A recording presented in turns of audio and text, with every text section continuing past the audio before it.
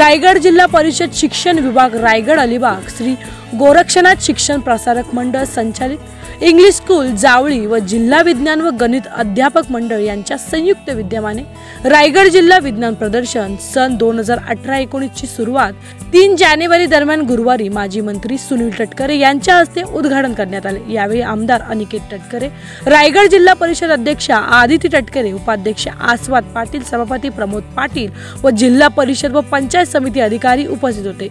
या 3 दिवसात विज्ञान प्रदर्शन मध्ये रायगड जिल्ह्यातील सर्व शाळांनी सहभाग घेतला होता। मोठ्या संख्येने पालक वर्ग पाहण्यासाठी आपली हजेरी लावली। Agriculture and organic farming. Organic farming system is not now and doing followed from Asian type.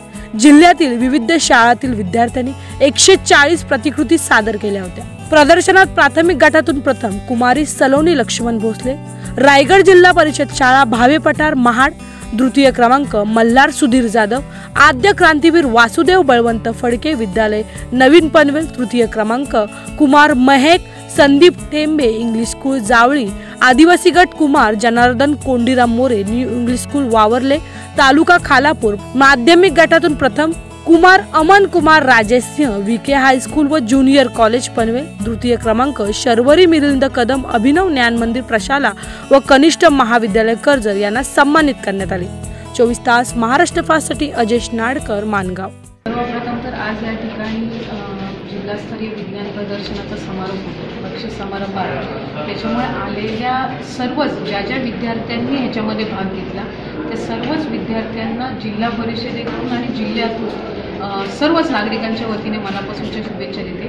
आम्ही उद्घाटन प्रसंगीच या ठिकाणी जाहीर केले की जे विजेते ठरतील, प्रथम द्वितीय तृतीय क्रमांक असतील, उत्तेजनार्थ असतील, ह्यांना प्रोत्साहन देण्यासाठी जिल्हा परिषद हे प्राधान्य देईल आणि त्याला अनुसरून आम्ही ह्या वर्षी एक वर्कशॉप त्यांच्यासाठी आम्ही आयोजित करणार आहोत आणि ह्या वर्कशॉपमध्ये त्यांच्या ज्या स्किल्स आहेत त्यांना जास्तीत जास्त आपण कशा पद्धतीनं त्यांना मार्गदर्शन करू शकू, चांगले एक मार्गदर्शक त्या ठिकाणी आणून त्यांचं जितकं आत्तापर्यंतचं ज्ञान आहे त्याला चांगल्या पद्धतीनं पॉलिश करण्याची गरज आहे। जर आज आपण बघितलं तर बरेचसे असे विद्यार्थी मित्रमैत्रिणी आहेत जे प्रेझेंटेशन खूप चांगलं करतात, म्हणजे त्यांचा जो प्रोजेक्ट आहे तो ते चांगल्या पद्धतीनं प्रेझेंट करत आहेत। हा त्याच्यातला एक महत्त्वाचा भाग आहे। काही विद्यार्थ्यांचा प्रोजेक्ट हा खूप चांगला आहे पण कुठे ना कुठेतरी त्याला मांडताना त्यांना काही प्रकारच्या अडचणी असतील, भाषेच्या माध्यमातून असतील, त्यांची कॉन्फिडन्स लेवल असेल जे आपण म्हणतो त्याच्यामध्ये कुठे ना कुठेतरी तफावत असते, तर ती दूर करण्याचा प्रयत्न या मार्गदर्शन शिबिराच्या माध्यमातून होईल। त्याचबरोबर त्यांनी जे प्रोजेक्ट्स बनवलेले आहेत ते जिल्हा परिषदेच्या वतीने आम्हाला प्रमोट करता येतील का?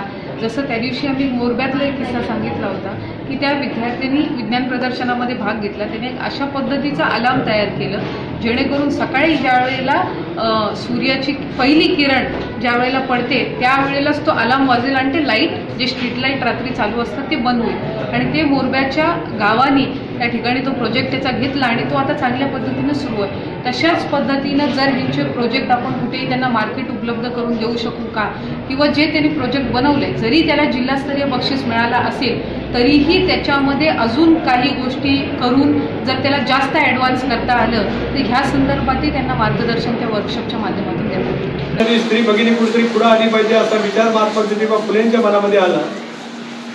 त्यांनी सावित्रीबाईंना शिक्षण दिलं, या देशातली राज्यातली पहिल्या मुख्याध्यापिका म्हणून झाल्या, परंतु शिक्षणाची कास मुलींच्यासाठी उघडी करत असताना अनेक वेळेला त्यांना अंगावरती शेणाचा माराही सहन करावा लागला, दगडफेक सुद्धा त्याने अंगावरती त्यानिमित्ताने झेलली। पण आपल्या भूमिकेपासून तसोबर पद्धतीने न ढळण्याची भूमिका महात्मा ज्योतिबा फुले सावित्रीबाई फुलेंनी दाखवली म्हणून आज समजा महाराष्ट्रामध्ये बहुजन समाजाला आवश्यक असणारे शिक्षणाचे दालन त्या निमित्ताने निर्माण झाल्याचं पाहायला मिळतं।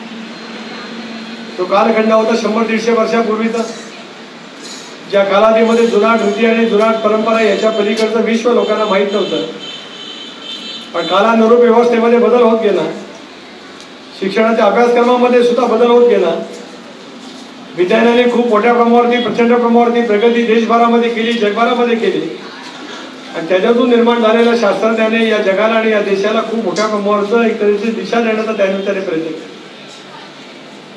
आवश्यक असणाऱ्या साऱ्या काही गोष्टी विज्ञानाच्या मार्फत तयार करण्याची मानसिकता ज्यावेळेला दाखवली जाते त्यावेळेला त्याच्या माध्यमातून जनजीवनामध्ये सुद्धा अतिशय उत्तम पैसा प्रभाव निर्माण होत असतो। ताज्या व ठळक बातम्यांसाठी आजच चॅनल सबस्क्राईब करा.